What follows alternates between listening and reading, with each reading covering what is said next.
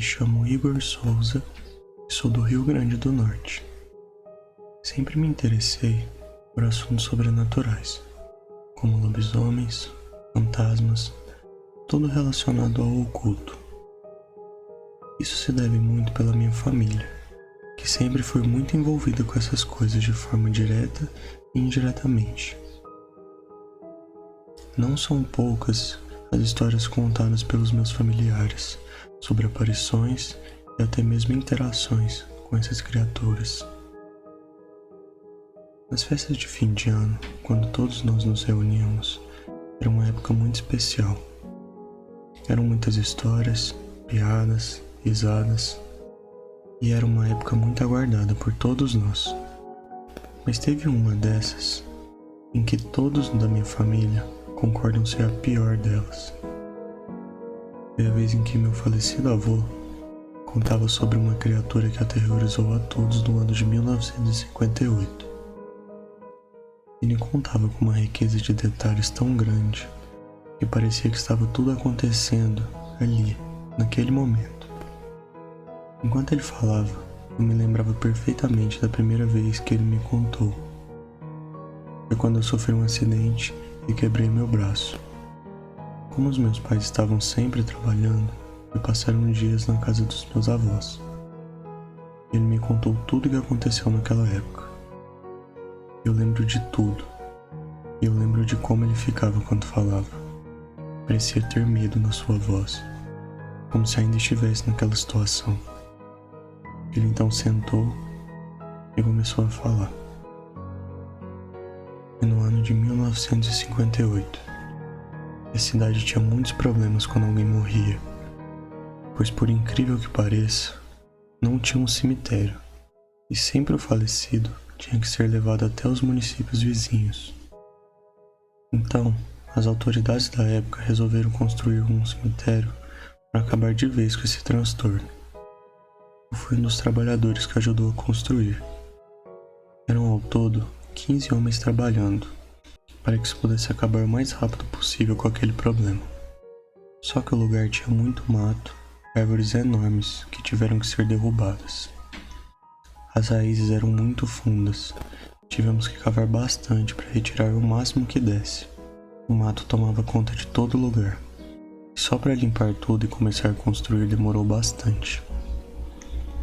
Como aquele lugar fazia parte de umas matas fechadas e cheias de animais, todos acharam melhor construirmos muros altos ao redor dele, pois a ideia inicial era construir apenas um muro bem alto na parte da frente e dos lados um muro mais baixo. Construímos um muro inteiro e começamos a trabalhar no terreno, onde ficariam as covas. Tinha sempre muito material que nós tínhamos que levar e trazer todos os dias, pois à noite o lugar ficava sozinho e alguém poderia vir roubar, caso ficasse lá. Então, o mestre de obra deu a ideia de contratarmos um vigia noturno, para nós não perdermos tanto tempo levando e trazendo todo o material dia após dia. O vigia então foi contratado. Era o meu irmão mais velho, que na época estava sem emprego e acabou aceitando esse bico. O lugar onde estava sendo construído o cemitério não tinha casas ao redor. A mais próxima ficava mais ou menos a meia hora de caminhada.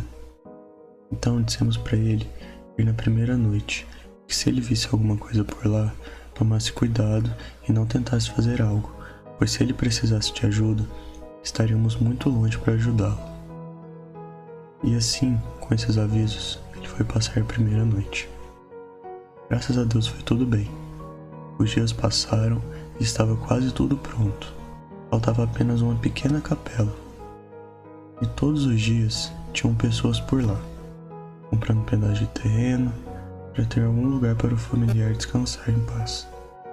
E cada vez mais nós trabalhávamos para entregar tudo logo. Uma noite, eu estava em casa descansando depois de mais um dia puxado.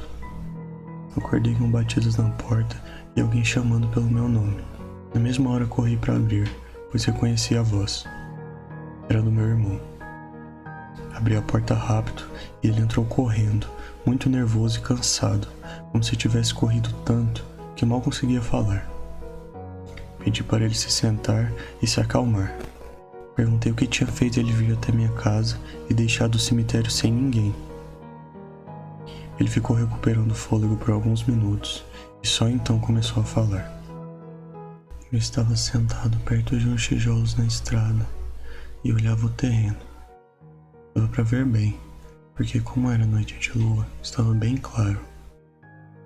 Foi quando eu vi uma coisa colocar a cabeça por cima do muro. Mas lá na frente, pelo meio do terreno. Eu me abaixei e fiquei escondido esperando para ver quem poderia ser. Só que quando aquilo pulou, eu vi que aquilo não poderia ser um homem. Era uma criatura muito grande e fez um barulho muito alto quando caiu no chão.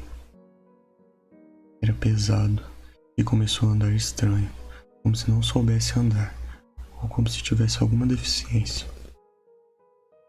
Até então, eu só tinha visto ele de costas, então ele se abaixou e assim ficou por alguns minutos. Eu tentava ver o que poderia ser, só que ele ficou lá parado por bastante tempo. Foi quando ele levantou e ficou de lado. Foi aí que eu tive certeza que aquilo não era humano. Deu pra ver que aquilo que estava ali tinha como se fosse um focinho longo e estava andando como alguém que tivesse com problema nas pernas. Fiquei com tanto medo que o máximo que eu pude fazer foi ir devagar até uma pilha de tábuas e me esconder por trás delas. Eu não queria de forma alguma que aquilo me visse. Então, alguns cachorros começaram a latir na frente do cemitério. Aquilo correu até o fundo do terreno, perto de onde eu estava, como se fugisse dos cachorros. Ali foi só o tempo de eu correr, pegar minha bicicleta e pedalar o mais rápido que eu pude até chegar aqui. A única coisa que eu tinha em mente, olhando aquilo, era que, sem dúvida, era um lobisomem. Eu escutei cada palavra que meu irmão disse e acreditei em cada uma, pois não foi à toa que ele tinha sido escolhido para o trabalho. Ele sempre foi muito corajoso, daqueles que não correm de qualquer coisa. Então, se ele disse ter visto um lobisomem, ele realmente viu. Esperamos amanhecer e fomos até o local onde ele disse que o monstro estava. E realmente, tinham marcas pelo muro por onde o animal havia saltado. Demos a volta e fomos para o lado de fora, onde o animal havia subido. De fora estava tudo cheio de marcas, como se alguém tivesse arrastado alguma coisa. Meu irmão esperou os responsáveis para comunicar que não iria mais trabalhar ali, pois nada que ele já tinha vivido havia preparado ele para ver uma coisa como aquela. Só que nós não sabíamos que aquela noite tinha sido apenas a primeira da fera entre a gente.